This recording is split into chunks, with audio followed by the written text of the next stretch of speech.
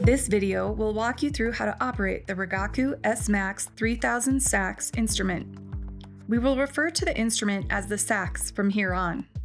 The SAXS system in the ARC MMA at CSU utilizes a Dectris Pilatus 3R 300K detector upgrade from SAXS Lab. Please read through the SAXS SOP available on the ARC user team site before attempting to collect data. Pay special attention to any guidelines or warnings. Follow all X-ray safety procedures when collecting data. Make sure the X-ray on light is illuminated. Ramp the generator to operational settings by increasing the voltage followed by the current. Allow a minimum of 30 minutes for the optic to thermally equilibrate before collecting data. Ramp the generator to standby settings by decreasing the current followed by the voltage. Log in to the SAXS computer using the password X-ray SAXS.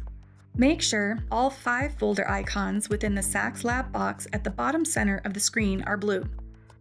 If not, click on the folders one at a time and allow them to start up.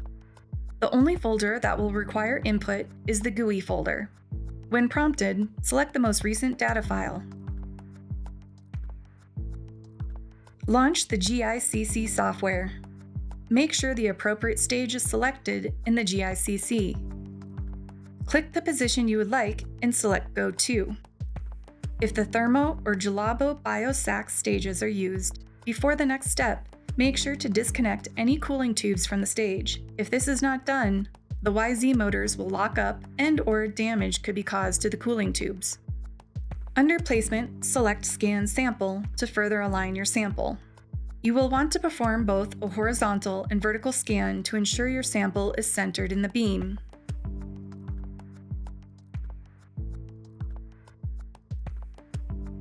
Under Measurement Details, select the appropriate settings.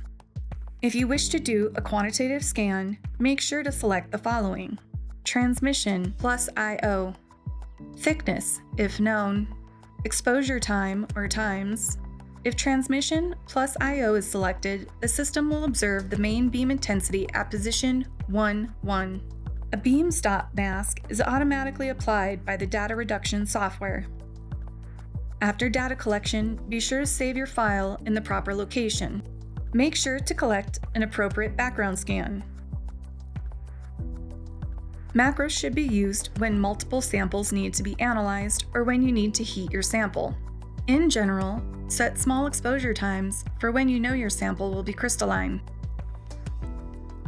For example, polybutadiene B-polyethylene oxide (PBPEO) is crystalline below 65 degrees Celsius, so a 60-second exposure is appropriate.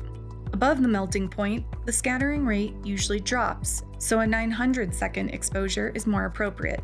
The scattering rate should be checked in manual mode to ensure proper times have been chosen. Click on Macro View to begin building an experiment.